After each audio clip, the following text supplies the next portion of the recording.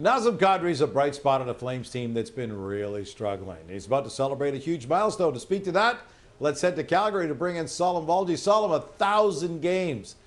You've been around covering him for a few years now. What's he like, and what do teammates and coaches say about him? I'd say, Gino, he's probably one of the most outwardly confident athletes I've ever dealt with, and I've dealt with a lot of NHL players and other incredible athletes, but Nazem could have one of the worst games of his career, and he'd speak afterwards to media about his process and how he was doing a lot of really good things, and that's something I and a lot of other people really admire about him, that unwavering self-belief. And beyond that, you heard teammates like Michael Backlund and Mackenzie Weegar talk today. They want to win it for him. They feel that he's brought such a clutch demeanor to this organization. You remember last season, the number of times he had big goals, and I think that rubs off on teammates, whether they're younger like Connor Zary or even a veteran like Jonathan Hero, who's played with him quite a bit. So as a person, he's extremely self-confident, and I'm a little bit jealous of that, frankly, at times. And as a teammate, you can tell guys really love being around him, and he's brought so much on and off the ice for this organization, and this is going to be a fantastic celebration tonight. I want to follow up on what he's brought to this team. As the team's best forward, what kind of impact and role has he taken on during this rebuilding Flames sequence right now? Well, I don't think it's a coincidence that if there's a young player on the Flames, whether it's a Zary or a Martin Pospisil or Matt Coronado, they tend to get put with Kadri quite a bit. And the reason is that Kadri simply drags the team into the fight. And Ryan Huska yesterday, the head coach, used the word gamer multiple times to describe Kadri's approach and how no moment is too big. And last season, Huska said that he wants his young players in particular to learn that just because it's a big moment or the stage is big, you can rise to that. You can be like Nazem and elevate your play, whether it's in overtime or late in the third period of a game, as opposed to overhandling the puck or being nervous. And I think that's going to rub off on a lot of these young players as they transition into the new rink in a couple of years. And simply put, he ages like fine wine, Gino. He at 34, I think last season, he had a career high 35 goals, and that speaks to his longevity, and he plays the game really hard as well. It's playoff style hockey for Nazem even in early November. So those are traits I think that the organization really values, and he's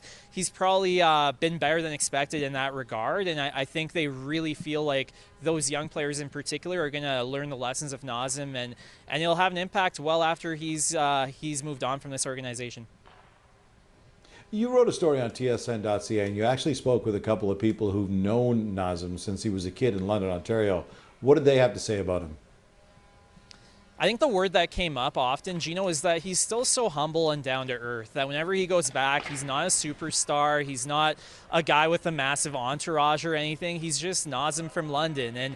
And they really valued that. They really appreciate how approachable he is. The fact that, you know, one of the things he did with the Stanley Cup was take it to the Muslim mosque there in London.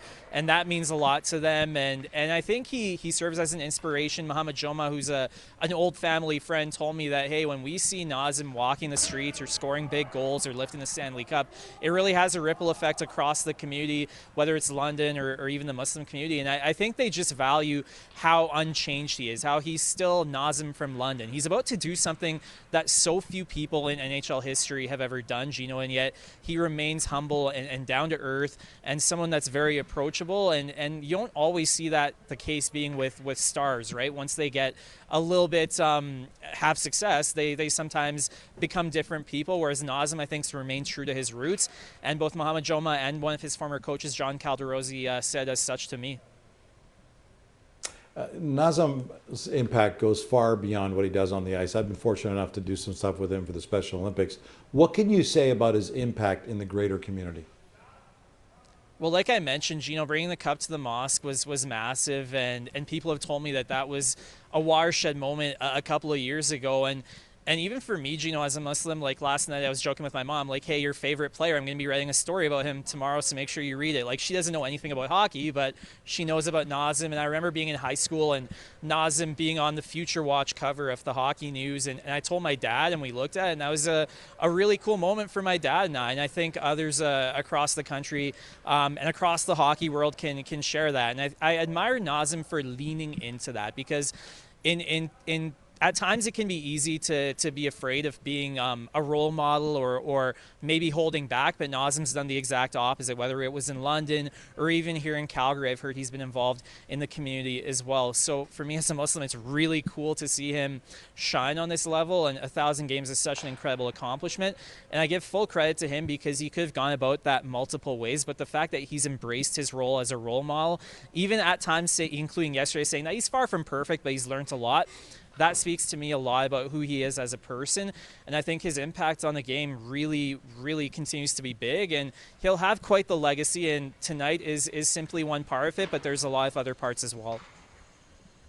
It's going to be a great time to celebrate all that he's accomplished. Salim Valji has joined us from Calgary.